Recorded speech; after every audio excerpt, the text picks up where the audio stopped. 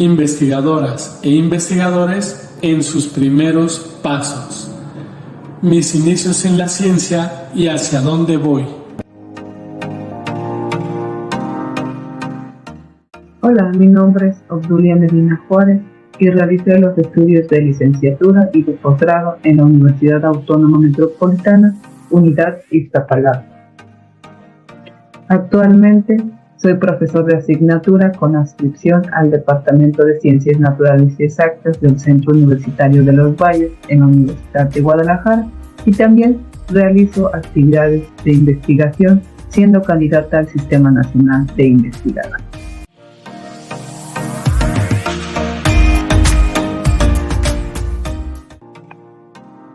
Bueno, mi formación científica comenzó a temprana edad desde la licenciatura, donde en el proyecto terminal realicé mediciones de constantes de acidez para buffer Britton-Robinson de amplio espectro mediante la técnica de electroforesis capilar, empleando como marcador de flujo electroosmótico acetona. En esta investigación también estábamos interesados en observar qué impacto puede tener imponer o no imponer la fuerza iónica para el flujo electroosmótico. De esta investigación se pudo concluir que el flujo electroosmótico está predominantemente relacionado con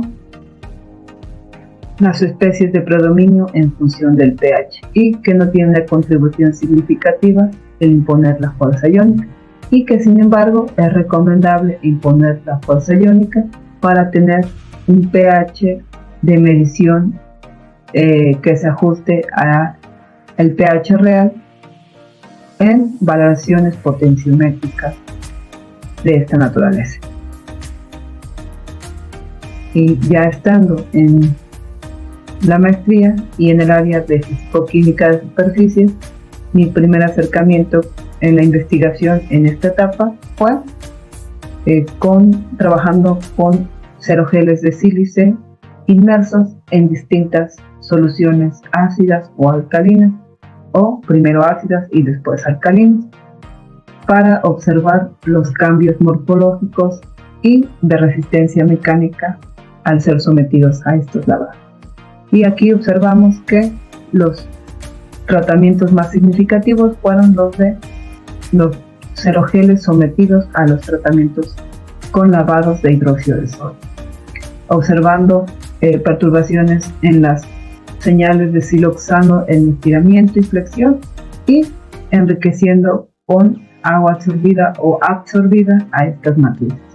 y que texturalmente en tratamiento o lavado con hidróxido de sodio genera matrices con mesoporos más estrechos, disminución del área de microporo, y que a su vez el área externa va disminuyendo conforme va incrementando la concentración de hidróxido de sodio empleado para estos lavados, y esto como resultado de fenómenos de lixiviación. Es importante mencionar que las matrices de sílice son capaces de albergar de manera física o química distintas moléculas de interés para diversas aplicaciones. Sin embargo, si nos interesa realizar anclaje químico a estas matrices, es importante recordar que los sitios responsables de anclaje de estas superficies son los grupos silanales, los cuales pueden ser vecinales, libres y geminales, donde los silanol libres son por excelencia los grupos idóneos para albergar o anclar moléculas de interés. Durante esta etapa de formación, además, se me invitó a colaborar realizando estudios de propiedades texturales que pudieran correlacionar y explicar un incremento en la fluorescencia de porfirinas ancladas a matrices de cerogeles de sílice, empleando como agente de acoplamiento alcoxiaminas con la matriz de sílice a alcoxiaminas. Para este estudio se evaluaron dos distintas alcoxiaminas, dos distintas porfirinas y la obtención de cerogeles de sílice obtenidos a través de distintos precursores de sílice. Y ya estando en el doctorado tuvieron objetivos muy concretos. Como bien sabemos, las matrices de sílice por sí mismas poseen sitios silanol capaces de albergar moléculas de interés. Sin embargo, realizar tratamientos térmicos o químicos puede enriquecer a estas matrices con una mayor abundancia de estos sitios para albergar una mayor cantidad de moléculas de interés, como pueden ser las alcoxiaminas, y eventualmente evaluar su desempeño en la absorción de CO2. Y en una última etapa también estuvimos interesados en evaluar estos soportes por la presencia o impurezas de cobre para reacciones fotocatalíticas de reducción de CO2. Y en este proceso tenemos las siguientes etapas: síntesis por el método Solgel de los precursores de interés, como son SDA15 y KIT6, empleando tetraortosilicato y plantillas de armado, en los cuales los materiales mesoestructurados son resultados de desalojar la plantilla de armado por calcinación. Enseguida, a estos materiales precursores se les sometió a un tratamiento de hidroxilación alcalina, que así fue como lo nombramos, y que en las referencias bibliográficas pueden mencionarse a detalle. Y posteriormente, estos materiales fueron modificados superficialmente por la presencia de alcoxiaminas de distinta naturaleza, aminas primarias o alcoxiaminas que poseen mezclas de aminas primarias con aminas secundarias. Estos materiales fueron caracterizados por diversas técnicas experimentales y fueron empleados para sondear su capacidad como absorbentes de CO2, donde las propiedades energéticas de absorción de CO2 para cada material de estudio se evaluaron realizando isotermas de absorción empleando la ecuación de Clausius-Clapeyron a través de un gráfico de logaritmo de presión versus 1 sobre la temperatura para un corte en volumen de esta colección de isotermas, donde la pendiente nos da información de la entalpía isostérica de absorción. Y bueno, para controlar la temperatura de cada isoterma se ocupó un baño térmico en recirculación, y cada vez que se realizaba un isoterma, este material, una vez concluido el experimento, se regeneraba por vacío y temperatura para realizar una siguiente isoterma a otra temperatura. Y bueno, es importante mencionar que una vez que las alcoxiaminas son ancladas a las superficies de sílice, en presencia de CO2 forman la especie suiteriónica, y que si existen grupos aminos adyacentes, la especie suiteriónica se comporta como un ácido de Brewster, cediendo un protón y obteniendo la especie carbamato de amonio, y ya después se puede obtener la oxidación de CO2. Y bueno, en estos estudios pudimos observar que los procesos de hidroxilación alcalina enriquecen a las superficies con especies más hidrofílicas, con mayor abundancia de grupo silanol, y que se atribuyeron a fenómenos sutiles de lixiviación, donde anillos, por ejemplo, de 6-siloxano ahora están coordinando con 4 anillos, teniendo mayor sitios hidroxilos expuestos para estas superficies, pero que además presentan una buena morfología, y que a su vez, si bien las matrices de sílice no son idóneas para albergar por sí solas, para albergar o estudiar fenómenos de absorción de CO2, aquí sutilmente podemos observar que el tratamiento de hidroxilación alcalina por sí mismo presenta perfiles de entalpía de absorción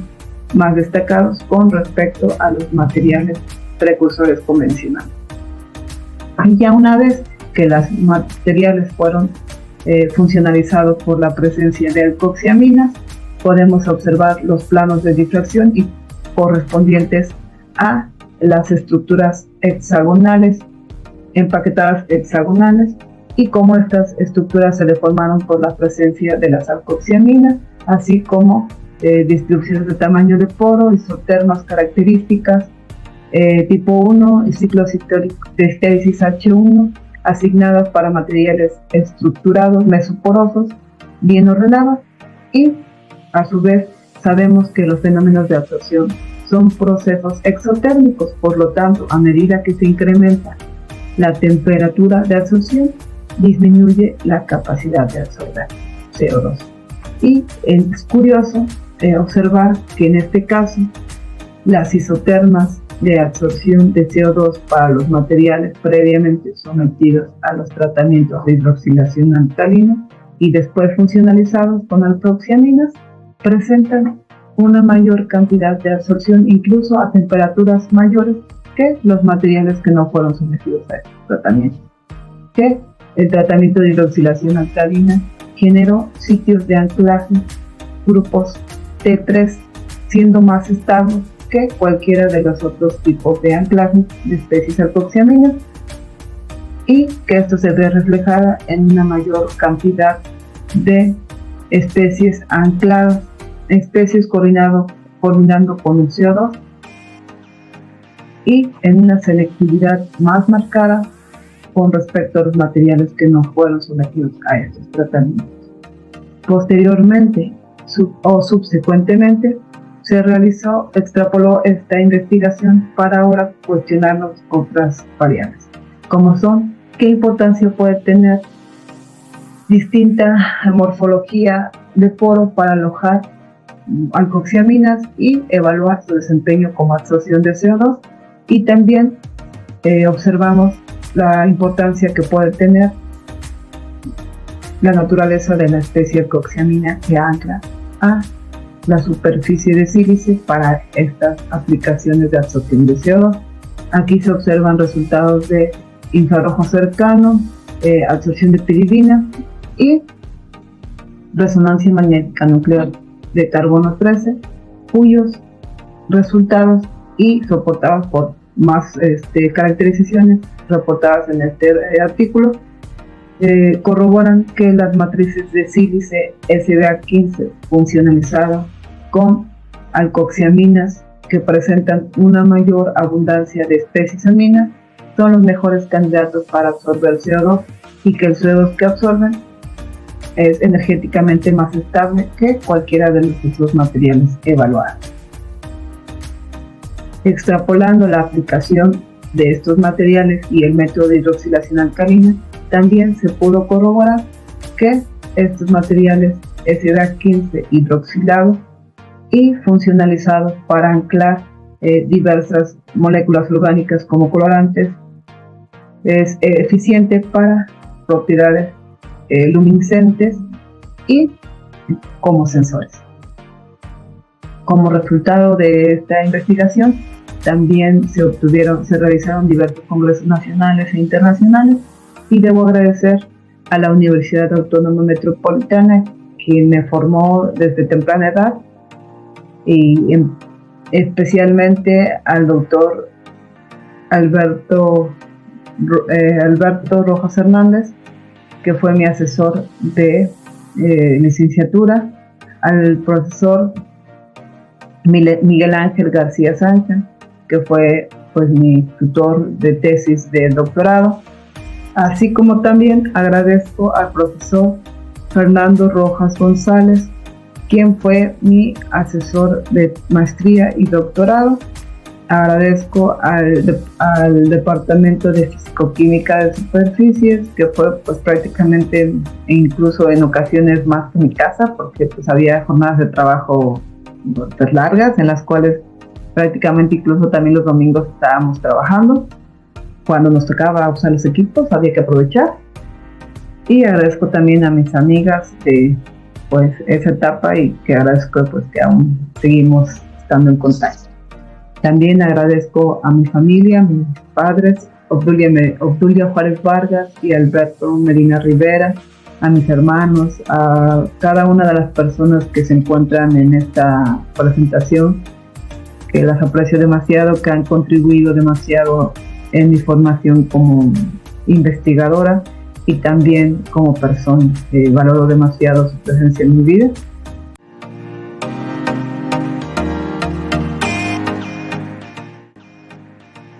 Y bueno, enseguida, una vez concluida la etapa de formación de doctorado, a diferencia de mis compañeros o amigos o colaboradores que se dedicaron enseguida a realizar estancias postdoctorales o a postularse en plazas, en mi caso me dediqué a cuestiones meramente personales. En esta etapa resulta que una vez concluido el doctorado, cuando iba a ir a recoger mi acta de grado, estalló la huelga y no pude participar en las estancias postdoctorales de ese año. Por lo tanto, pues no podía perder el tiempo y tomé la decisión que yo tenía siempre presente, que dentro de mi proyecto de vida también tenía planteado el ser madre, y entonces en ese sentido fue la oportunidad que tuve para desarrollar o realizarme en ese aspecto de mi vida, y centré mucha parte de mi tiempo a la crianza de mi hija, a disfrutar de mi familia, de mis amigos, de todas las cosas que amo, así como correr y ver atardeceres, etcétera, etcétera, pero también enriquecerme con lecturas muy lindas, entre las que puedo mencionar que conocí al doctor Humberto Maturana, y quiero mencionar una frase de: si no conversamos, si no nos escuchamos, ¿cómo vamos a encontrarnos para hacer cosas juntos? Somos los únicos seres que vivimos en el lenguaje, y esa no es para nada una actividad trivial. Cuando mi hija tenía 1 año y 10 meses, comenzaron mis estancias postdoctorales, en las cuales las realicé en el Centro Universitario de los Valles, estudiando sistemas de nanopartículas por síntesis verde para reacciones de reducción, en particular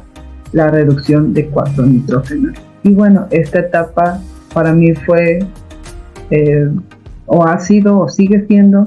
muy nutritiva, porque es algo nuevo, fue algo nuevo en ese momento, y también fue algo muy frustrante, porque nosotros no tuvimos problemas para demostrar que estos materiales eran eficientes para la reducción de 4-nitrógeno. Sin embargo, nuestro reto fue reproducir la síntesis. Nada de lo que encontrábamos en la literatura era un parámetro de reproducibilidad confiable. Hacíamos los experimentos y parecía que teníamos otro sistema que nada que ver con el que ya habíamos hecho previamente. Para nosotros esta fue una etapa muy frustrante, en la cual tuvimos que partir de cero, comprender los sistemas en sí, y ahora sí nos sentimos contentos de que podemos reportar síntesis de nanopartículas de plata obtenidas por síntesis verde con sistemas reproducibles que además poseen alta estabilidad coloidal y que tienen gran potencial para reducción de 4-nitrógeno, y que se puede extrapolar para diversas aplicaciones además. Y bueno, durante este tiempo en el cual tengo la inscripción a la Universidad de Guadalajara, también se retomaron investigación que se tenía en el tintero en la etapa del doctorado. Cuando soy mamá, dejo esa situación de lado un poco, y al mismo tiempo mi colega, el primer autor de este trabajo, también 1 año previo fue madre, y entonces en el momento en que me incorporo a la estancia postdoctoral, al mismo tiempo ella también retoma sus actividades de investigación y me dice: es momento de retomar lo que tenemos en el tintero. Y así fue como concluimos en este trabajo de investigación que se reporta, del cual pues nos sentimos muy satisfechos, porque tanto fue mi trabajo por parte de ella como mío en aquella etapa, y pues pareciera que lo dejamos en el olvido y que no iba a tener frutos, y pues los tuvo pues quizás unos años después quizás 3 años después de haber realizado toda esta investigación, que tanto a ella como a mí pues nos había demandado mucho tiempo. También me siento agradecida por las personas que me invitan a colaborar y que, a pesar de que son expertas en temas como los que ahora me estoy empapando, crean que es valiosa mi aportación. Se las agradezco inmensamente. Me enriquece mucho el aprender y colaborar con cada una de las personas que se han realizado actividades de investigación. Y actualmente también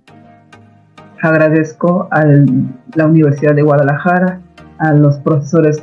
o investigadores que me han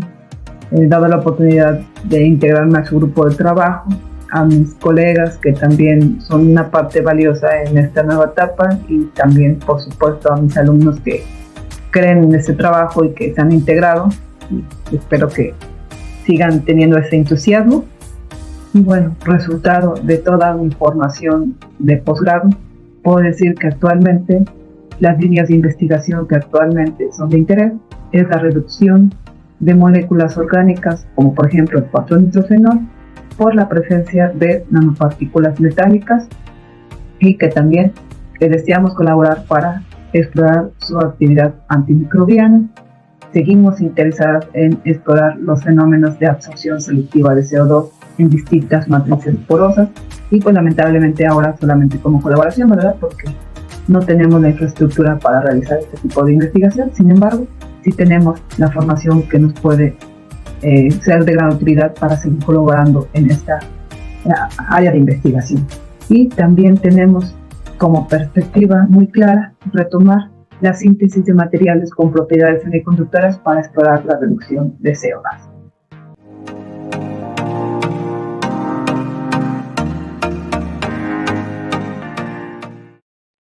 Y bueno, consejos. ¿Qué consejos te puedo dar?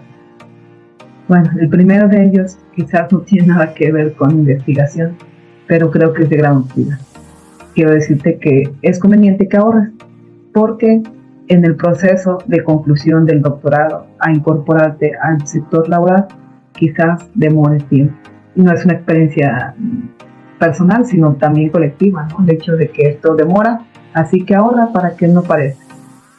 La siguiente sugerencia es que formes grupos de colaboración, no concluyendo el trabajo, sino ya ahora. Desde este momento es importante que tú te enriquezcas con grupos de colaboración, y que es muy importante que esos grupos de colaboración sean muy distintos a tu formación incluso, porque van a enriquecer, puedes aportar, te pueden aportar, y esto se vuelve más diverso y más interesante. Recordando al doctor Maturana, es decir, que él menciona que para colaborar se necesita respeto mutuo, tiempo para ver el mundo de la persona con la que tú colaboras. Y en ese sentido, quizás ustedes no tengan mucho tiempo, pero sin embargo es importante mencionar que las personas con las que colaboran son un poco parte de ti y tú eres parte de ellos, y que son importantes formar esos lazos de colaboración todo el tiempo, porque te enriquecen bastante. Y la tercera sugerencia que te puedo dar es, además de que seas humilde y que seas centrado, es que seas una persona práctica y que pienses siempre en aportar. Una vez escuché, ¿no?, estaba una plática en el Huerto Roma de la Ciudad de México, y estaba pues no sé cómo decirlo, pero un sensei del Tíbet nos mencionaba que él había estado en la reunión de París para abordar los temas de cambio climático, y que él se sentía muy triste porque veía que todos los políticos y científicos estaban muy preocupados y muy ensimismados en querer ser importantes más que útiles. Yo no tengo nada en contra de las personas que realizan sistemas de síntesis muy sofisticados, pero creo que incluso síntesis accesibles pueden tener grandes potenciales, y que además quiero que contemplen que pues es importante tener en cuenta que para todas sus actividades experimentales podrían considerar valioso contemplar la Agenda 2030 para tener síntesis sustentables y con poca demanda energética. Y bueno, eso es todo lo que yo les quisiera compartir. Agradezco el tiempo que me han dado para platicar y escucharme, y a Días Conciencias por permitirme este espacio. Les deseo mucho éxito en su formación científica. Gracias.